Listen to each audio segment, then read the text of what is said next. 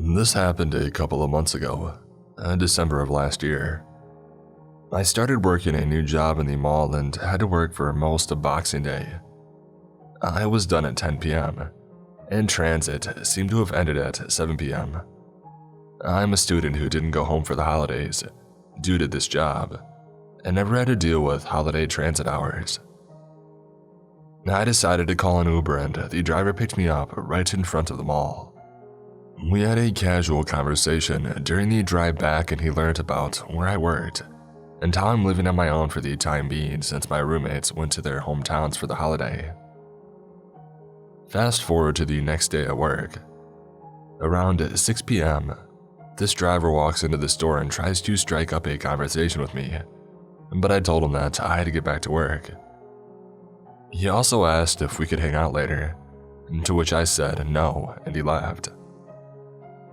At the end of that shift, roughly at 10 p.m., I walked out of the store planning to take the transit. As soon as I had stepped out of the store, the driver immediately pulled up next to me and offered to give me a free ride back home. After going back and forth with me declining and him saying it's free, I decided to walk away and I caught a bus home. I was pretty overwhelmed by the fact that he had showed up to my workplace and waited at 3 hours until I was done working to offer me a ride home. I've reported this to Uber, and they've notified me that they have suspended this driver, provided me with a full refund, and gave me a link to provide to the police if I plan on filing a report. It was silly of me to give away my information like that to a stranger, but I hope to never meet that driver again who appeared at twice my age, knows where I work and live. Lesson learned, 110%.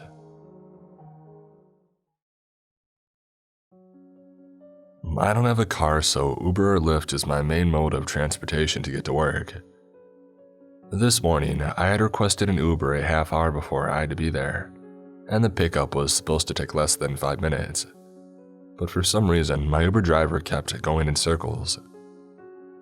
He ended up calling me asking for directions, and I was telling him exactly where he needed to go, and so was the GPS in the background.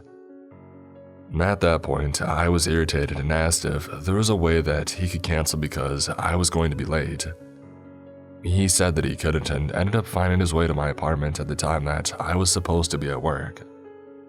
He kept apologizing and I would mumble, "It's fine, I just need to get there." He ended up taking me to another store that was on the way and asked, "This is it, right?" It took all of me not to blow up. I calmly gave him the directions to the actual store that I work at, and just told him to please listen to the GPS. We finally get to my job and I'm nearly 20 minutes late, and as soon as he parked I muttered, "Thanks," and got out, and bolted to the office to clock in. An hour or so into my shift, one of my managers came up to tell me that my Uber driver had been harassing the people in front of the store, trying to get a hold of me or my manager to take fault for me being late or apologize to me. You need a membership to shop here, so he kept getting kicked out. He tried 4 or 5 separate times to come in. Another hour goes by and a different manager approached me to let me know that the Uber driver had resorted to blowing up the store's phone, begging to speak to me. She had asked me to not leave alone and be on the lookout in case he came back. I contacted Uber support multiple times to let them know, and you want to know what they did about it? They gave me a $3 credit. I made sure to give him a 1 star, so I just wouldn't get him as a driver again. But it's scary to think that he knows where I work and live. I'm sharing this experience from literally last night because A, it's creepy as hell, at least for me, and B, I want people to learn from my experience. This is a precautionary tale. I understand that this was my fault, but maybe if I can help one person by telling my story, it's worth it. I don't drink as a general rule, but once a month or so, I'll go out with my friends and binge. My friends and I had a great night at a bar in the city, and they laughed. I was chatting up a cute guy, so I decided to stay. I went back to his place. Post-coitus, very unsatisfying for anyone interested. I'm ready to head home, so I call an Uber to pick me up. I don't know where I am. I know the city that I'm in, but not my exact location. I order the Uber, but it's taking forever, so I cancel it and try again. Pretty soon, a car pulls up. I drunkenly mumble something like, "Is this the Uber?" And I hop in. Mistake. Ubers apparently are supposed to have some kind of marking on the vehicle. The guy pulls away and starts driving. We're chatting, I'm fumbling for a cigarette, and the next thing that I notice is that we're headed onto the highway, but in the opposite direction of where I thought we needed to drive. And we were going a solid 90 miles per hour. And then I get a call from my Uber driver. He's there and I'm not, because I'm in a car with a nutcase. I start texting my friend, frantically counting off mile markers for her. And then I realize that it's going to do jack because she's probably drunk too. So I call 911, but I realize that this guy is crazy. He's refusing to let me out of the car. So I've got to do it on the sly. By now it's been 40 minutes and I'm terrified. I don't know where I am. I don't know who this is. And we're driving at over 100 miles per hour, weaving in and out of traffic. This guy is trying to get me to hang up my phone call. "Yo, get off your phone, who you calling? You better not be a snitch." And he was also smoking. So I don't want to do anything that might provoke a violent reaction from him. I start chatting to the 911 dispatcher as if it's my friend, praying that they'll catch on. "Hey girl, it's me. Yeah, I'm with someone right now. We're driving past blank highway exit." "No, sweetie, it's not my Uber." "I thought it was, but it's not. It's a shame that you can't come and meet me and bring friends." Thanks, sweet baby Jesus, that the operator catches on. He gets me to stay on the phone while he sends cops and we develop a code. If I see cops, I'm supposed to casually put my hand out the window, which looks semi-normal because I'm smoking a cigarette. We pull into some little housing complex and he busts out some powder and forms two lines. I now have confirmation that he does drugs, which means that he's probably emotionally volatile. I relay this to the operator in code. "Oh girl, I wish you were here right now.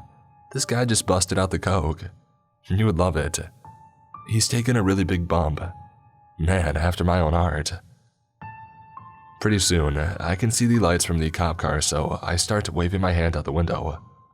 At this point, I don't care if he's onto me or not. I don't know if he has a weapon, but I slump down into my seat, just in case things get hot. The cops surround us, get him out of the car, and then, once it's safe, they extricate me as well. They whisk me to the hospital for a drug test, an evaluation, then that's where my story ends. On my way to the hospital, as I'm explaining all of this to the officer, I find out that the guy's 40-ish years old on this earth, and he's been in federal prison for 30 of them, for violent offenses. I want people to learn from my mistakes and, as if nothing else, call 911 and stay on the line.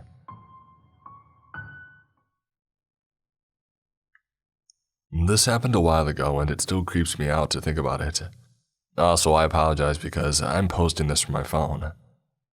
Anyway, I used to drive for Uber and I've met many different people. Most of them were pretty cool, fun to talk to, and some were iffy.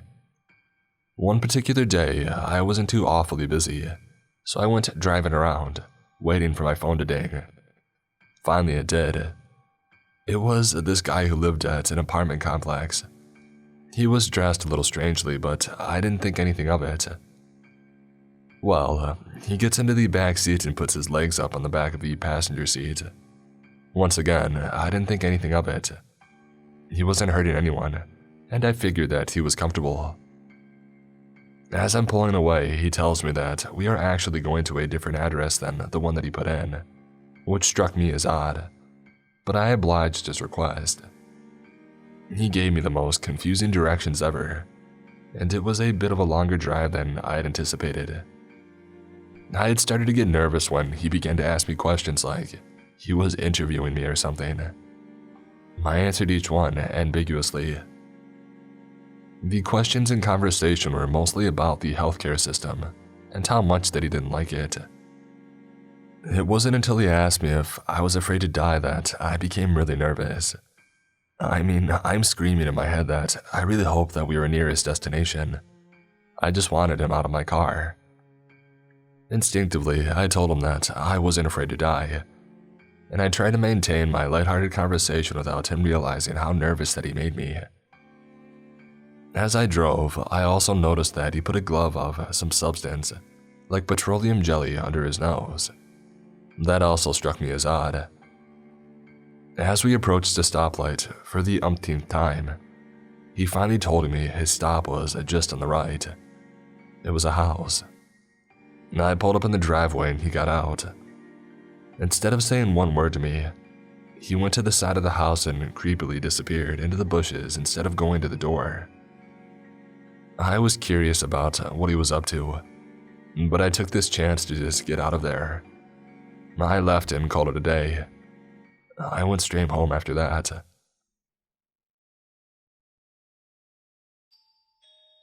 This happened to me a few years ago. It was New Year's Eve and I had just been out in the city to celebrate with 3 of my closest girlfriends. At the end of the evening, when we were all exhausted and ready for bed, one of our friends traveled to her house near the club, while the others made the hour-long trek back to our home in the suburbs. There were 3 of us together, all female. The trip to our suburb typically involved a 45-minute long bus trip, and then an Uber or a taxi to our house. I've lived in the area my entire life, and I'm very familiar with the most convenient way to get to and from my house. On this particular evening, we got off the bus and I booked an Uber with my phone. It was around 4 a.m., so you can imagine our remote town had very little road traffic at this time. A car pulls up at the stop, as this was the first car that we had seen since arriving, and no one else was around except us. We assumed it was our ride and we got in. Our Uber driver was a Russian man with a very thick accent, although he didn't speak a lot. Immediately, I noticed that he was taking us in the wrong direction of my house, but I figured that it was fine. Sometimes GPS take drivers on different routes, and I brushed off the thought. And then 10 minutes later, I get a text message that my Uber driver is arriving at my pickup destination. I looked at the driver beside me, angry that I was too tired or intoxicated to remember the text message that you receive before your ride pulls up, but also terrified that I may have gotten my 2 best friends and myself into a vehicle with a man that we didn't know at all. My actual Uber driver then tried to call me, presumably to find out where we were, but I ignored the call, not wanting to alert the man who had actually picked us up. At that point, I still hadn't said anything to my best friends, but I asked the driver if he would stop at a service station so I could grab a drink of water before we continued the journey, because I felt sick. He questioned me. "We aren't far from your destination now," but I insisted, so he agreed. When we arrived at the service station, I asked my friends to get out with me, desperately, and then they obliged. I explained the situation to them, and we all agreed to tell the driver that we were going to walk to our friend's house nearby, and to not worry about the rest of the trip. He seemed frustrated and insisted he would take us, but we refused to get back in the car, and we ended up getting a cab back home from there.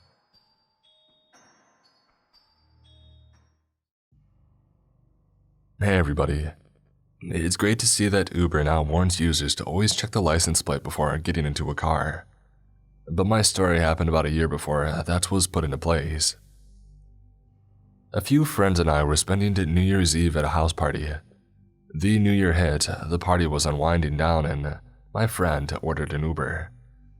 Mind you, all 4 of my companions were some combination of drunk or baked out of their minds. I was decently buzzed, but by far the most sober of the group, and assumed the role of mom friend by corralling the group to the street to wait for the car. It was freezing, pitch black, and the street was completely empty.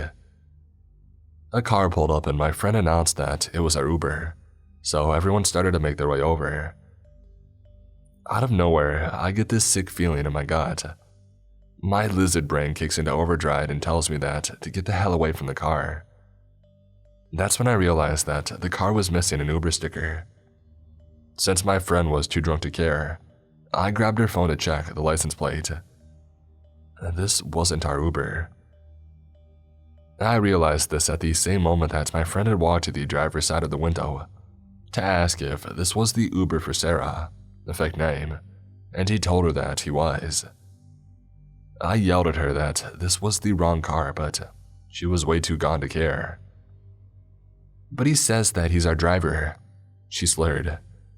I channeled my intercam counselor and yelled to her that this was not our driver, and that the car had the wrong license plate. Instead of walking away from the car, she asked him why the license plate was different if he was here for Sarah. And I kid you not, this guy tells her that he put the wrong license plates in the car this morning, and she was so drunk that she believed him and almost opened the door to get inside. I yell at her to get away from the car right now because that is not our driver. Finally, she starts to walk away, but the driver grabs her arm and tries to force her in. The friend next to Sarah pulls her away, but the guy looked visibly unhinged at this point and ordered her to get in the car. The first thing that I could think to do was take my phone out and start filming the car and yell, "Hey buddy, I'm filming you." This got his attention and he was down the street before I could say another word. Not a second later, and our real Uber pulls up. We were all spooked, but they were drunk, tired, and ready to let it go to keep the good vibe going. All I could think of was some drunk girl leaving a party alone and forgetting to check the license plate. So, as the only one who wanted to do something, and also the only one under 21, I decided to call the police. Not great in hindsight, but I would rather get busted for being just shy of 21 and kinda buzzed than to let someone get possibly kidnapped and whatever else. It all turned out just fine and they caught the guy before he could find another victim. But we never found out what his motive was or what would have happened after that. The best part of this entire ordeal, though, was the one guy in our group and his reaction. I've known him since kindergarten, and he's one of the smartest people that I know. He was so cross-faded that he actually believed the guy was just a nice dude trying to help us out. He tried to convince me to not call the cops because it would only ruin the guy's night, and it was a New Year's, so he should have fun. He still vehemently denies this ever happened. So, in conclusion, always check your Uber's license plate. So, for reference, I am a relatively attractive young woman and I take Uber very regularly. Most drivers are fantastic or at least average but inoffensive. Not this particular ride though. This dude was something else. First off, the rider didn't have a real name. His name on the Uber app was something like Long Live. I get in the car and he's playing Spanish Christian music. Not offensive, but I found it a weird choice for a person in a customer service job in the southern United States. He immediately starts complimenting my looks, telling me how beautiful I am. I thank him because I didn't want to rebuff my driver. If I made him mad, he could kick me out. So the creepy compliments continue. He stares at me more than the road. And then he changes the music from Spanish Christian music to extremely sexually explicit rap. And then he starts rapping and singing along to the lyrics while staring at me. After singing along to a song or two, he asked me if he sounded good. I'm just staring out the window, pretending not to hear. The song is now an Ed Sheeran song and he keeps singing. I text my boyfriend to call me. He asked again more forcefully, "Don't you think I sound good? Don't I sound exactly like Ed?" I don't know if I was really paying attention. What do you mean you weren't paying attention? I mean, do I or don't I? Thankfully at this point, my boyfriend called me and I answered very enthusiastically. The creepy Uber driver frowned. My boyfriend stayed on the line until I got to my destination. I filed a complaint with Uber and rated him 1 star. I recall Uber's response being very mildly concerned yet non-committal.